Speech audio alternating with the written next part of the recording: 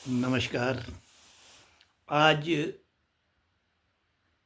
मुझे खुशी हो रही है कि मैं भारत के इतिहास यानी स्वतंत्रता संग्राम के बाद के भारत के विभिन्न प्रधानमंत्री और उनके इतिहास के बारे में आपके साथ जो है आपसे बात कर रहा हूँ।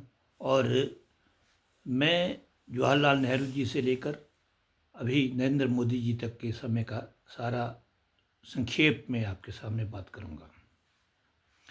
मेरी दृष्टि में मैंने पहले भी कहा है कि मोदी को मैं सर्वोत्तम प्रधानमंत्री मानता हूँ।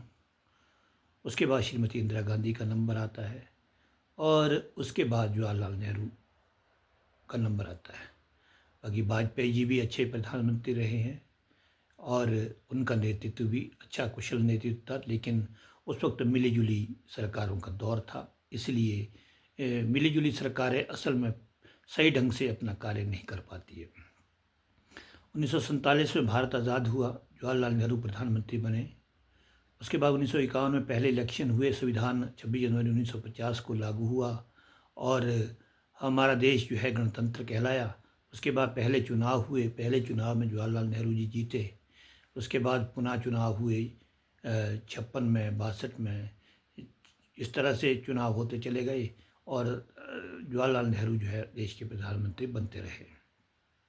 जवाहरलाल नेहरू के समय में भारत की स्थिति बहुत ख़राब थी, लेकिन समय के साथ साथ जो है जवाहरलाल नेहरू ने भी अपनी तरफ से कार्य किए और समय और परिस्थिति के अनुसार हर प्रधानमंत्री काम करता है। जवाहरलाल नेहरू ने भी अपने प्रधानमंत्री काल में काम किए होंगे, अच्छे भी किए होंगे, बुरे भी किए होंगे, लेकिन उस वक्त देश को स्थिरता की आवश्यकता थी, औद्योगिकरण की आवश्यकता थी, लोगों में अपने देश के प्रति जागरूक करने की आवश्यकता थी कि देश स्वतंत्र हुआ है, हमारा देश है, हमारे देश के प्रति हमारे कर्तव्य क्या है, इसकी आवश्यकता थी।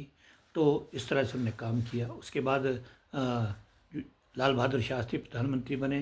वो बहुत निर्धन परिवार से थे, लेकिन इसके बावजूद भी अपने थोड़े से कार्यकाल में उन्होंने अच्छा कार्य किया।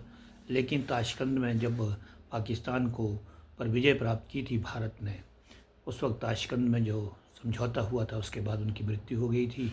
उस मृत्यु का जो है कारण अभी तक अज्ञात ही रहा। उसके बाद श्रीमती इंदिरा गांधी प्रधानमंत्री बनी। श्रीमती इंदिरा गांधी ने बहुत एक प्रकार से उनको गुड़िया कहा जाता था कि भाई ये क्या काम करेगी, लेकिन उन्होंने बहुत अच्छा काम किया। और 1975 में जब इमरजेंसी लागू की गई, उसमें वो उनका निर्णय थोड़ी गलत साबित हुआ।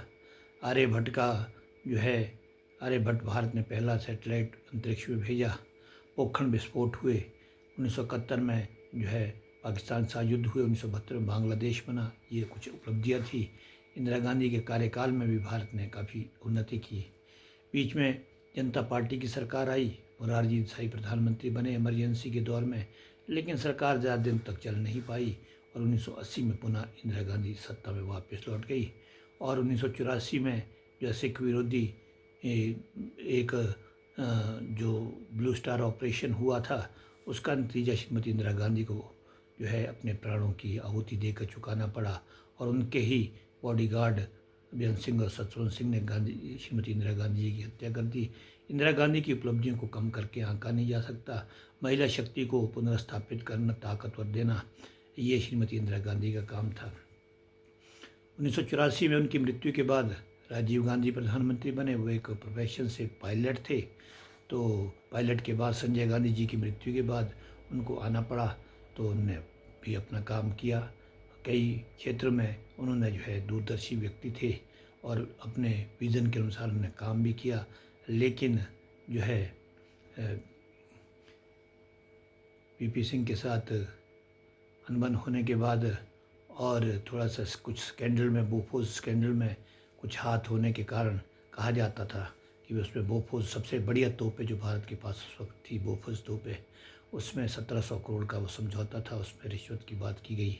उसके कारण अनबन हो गई वीपी सिंह के साथ, तो उनको सत्ता से हाथ धोना पड़ा। और उसके बाद 1989 में जो है वीपी सिंह जी बने। वीपी सिंह ने तो देश में बहुत ऐसा समाज को बांटने का काम किया मेरी दृष्टि से, और मंडल कमीशन की रिपोर्टें लागू की गई और दूसरे ओबीसी को जो आरक्षण दिया गया, जिसके कारण समाज में समाज विभाजित हो गया, जो आज भी बहुत विभाजित है।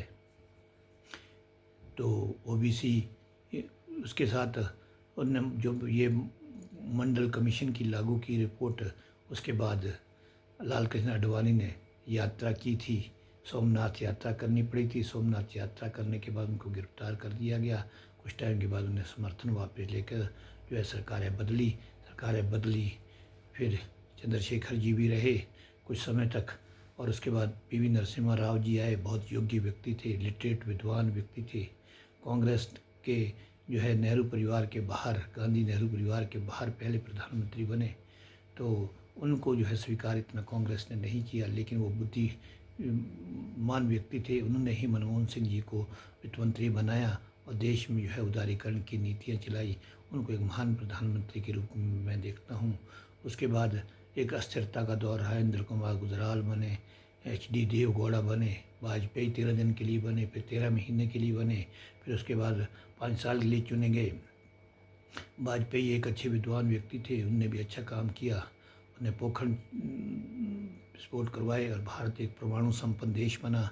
भारत लाहौर तक उनने लाहौर के साथ, पाकिस्तान के साथ अच्छे संबंध स्थापित करने की कोशिश की। लाहौर बस यात्रा की।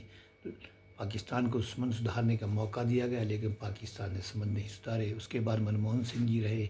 मनमोहन सिंह जी के बारे में तो आप जानते हैं। मनमोहन सिंह कोई नाम के प्रधानमंत्री थे, काम तो असल में गांधी परिवार, सोनिया गांधी और राहुल गांधी के हाथ में सत्ता थी, वही करते थे। और जो कार्य, यहाँ तक कि एक बार तो राहुल गांधी साहब ने एक कैबिनेट द्वारा अप्रूव्ड अध्यादेश को ही फाड़ दिया था। इतना बहुत खराब कार्य उन्होंने किया था। इस तरह से मनमोहन सिंह जी तो नाम मात्र हाथ जोड़ने वाले और पीछे चलने वाले व्यक्ति थे, ये मेरा मानना है। मनमोहन सिंह जी, ऐसा नहीं है कि मनमोहन जी के काल में बहुत विद्वान थे, बहुत योग्य व्यक्ति थे। मैं उनका एक अर्थशास्त्री के रूप में बड़ा सम्मान करता हूँ, लेकिन प्रधानमंत्री के रूप में उन्होंने अपने कद को काफ़ी नीचे गिराया। क्योंकि जो प्रधानमंत्री होना चाहिए, प्रधानमंत्री देश का वो नेता होना चाहिए जिसको लोगों का जनमत हासिल होता है। जनमत तो गांधी परिवार के पास था, तो जब गांधी परिवार को स्वीकार देश ने नहीं किया या खुद उन्होंने मना कर दी, प्रणब मुखर्जी को नहीं बनाया गया और शरद पवार जैसे नेता बाहर चले गए थे, तो फिर उन्होंने देखा कि हमारा विश्वास पात्र व्यक्ति मनमोहन सिंह को ही बना दिया जाए। तो इस तरह से मनमोहन सिंह को सब कांग्रेसी हमारे मित्र ये सोचते होंगे कि भाई ये बात करते हैं, लेकिन विश्व भी जानता है, देश भी जानता है। सिर्फ एक कुछ लोग नहीं जानते कि भाई वो एक प्रकार से रबड़ स्टैंप की तरह उन्होंने काम किया।